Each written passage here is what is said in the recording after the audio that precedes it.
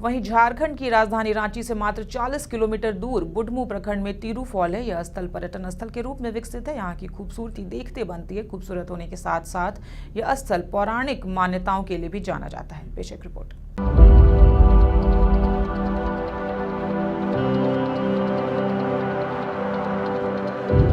झारखंड की राजधानी रांची से मात्र 40 किलोमीटर दूर बुढ़मू प्रखंड के तीरू फॉल में ऊंचे ऊंचे पहाड़ और उसमें बिखरे खूबसूरत छटा हरियाली के मनोरम दृश्य, कलकल करती नदियां, जो झरने का रूप में तीरू फॉल बसा है और युवाओं को अपनी ओर आकर्षित करता है। इस स्थल में एक टेढ़ी मेढ़ी सीढ़ी का निर्माण किया गया है जो झरने के धरातल तक जाती है। यहां से सूर्य की किरणों से टकराकर झरने का पानी नीचे गिरता है।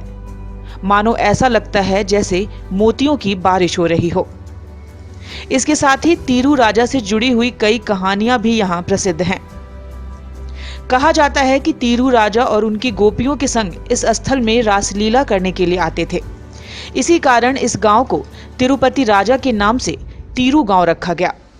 बाद में इस झरने को तीरू फॉल का नाम दिया गया।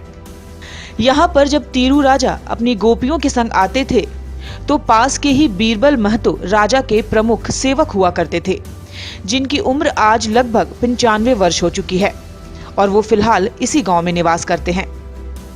यह राजा की सेवा में खाना बनाने से लेकर अन्य सुविधाओं की व्यवस्था करते थे। स्थानीय ग्रामीणों के अनुसार इसके साथ ही इस स्थल में उस समय का अर्धनिर्मित मकान में एक ऐसा शिवलिंग है जो अन्य कोई भी उसे हिला नहीं सकता। लेकिन एक ऐसा व्यक्ति है जो इस शिवलिंग और शिव का आराधक भी है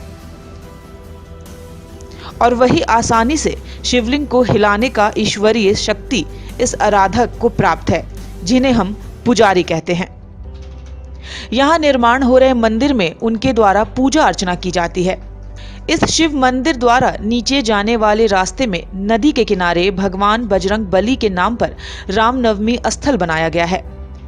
यहाँ पर रामनवमी के दूसरे दिन आसपास के युवाओं के द्वारा प्रतियोगिता का आयोजन कराया जाता है और प्रतिभागी इस स्थल पर अपना करतब दिखाते हैं, जिन्हें वहां की कमेटी के लोगों के द्वारा पुरस्कृत भी किया जाता है। वहीं गोपियों के द्वारा यहाँ पर नहाने के दौरान जो बाल टूटते थे उसे एक रस्सी का रूप दिया गया है, जिसे बाद में झूले का निर्माण किया गया। यह स्थान काली मां की भी दैवीय आस्था से जुड़ा है, जिस कारण यहाँ के लोग यहाँ पर काली मां की पूजा अर्चना जलप्रपात के मुहाने पर करते हैं। अपनी मन्नतों को मां काली से मांगते हैं।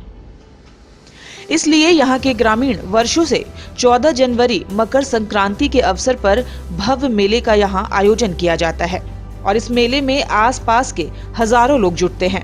तो कुल मिलाकर तीरू जलप्रपात झारखंड का एक मनोरम पिकनिक स्पॉट भी है और साथ ही साथ पर्यटन स्थल भी। इसकी खूबसूरती देखने योग्य है। ओमकार आवामी के लिए मनीष झा के साथ विजय मिश्रा की रिपोर्ट।